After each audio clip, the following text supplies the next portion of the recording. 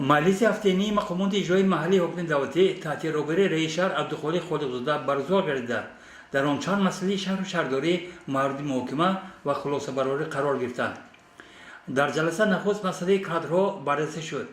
با قرار رئیس شهر حبیبزاده امید لطفی‌الله بنابر به کار دیگر گذاشتنش از وظیفه راهبر دستگاه رئیس شهر آزاد و با جای او طاهرزاده سنت طاهر راهبر دستگاه رئیس شهر تعیین گردید. رئیس شهر خالقزاده عبدالخالق با حبیبزاده امید لطفی‌الله برای خدمت بسیار ساله اظهار سپاس نمود.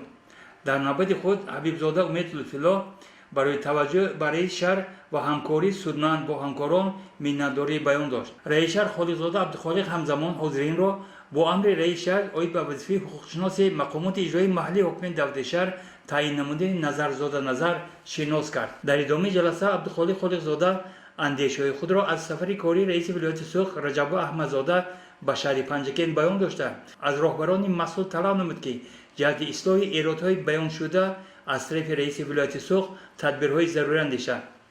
بعدا مسئله تامین اهالی با آب نوشابه، بهتر نمودن سطح خدمترسانی در نقلات مسافربر، آمادگی به تعطیل تابستانی مکتب بچگان، چراغان‌کنی شهر، ترغیب طرز حیات سالم در بین جوانان و چند مسئله مهم شهر و شهرداری محاکمه و راهبران ساحه‌های مختلف وظیفه‌دار کرده شدند.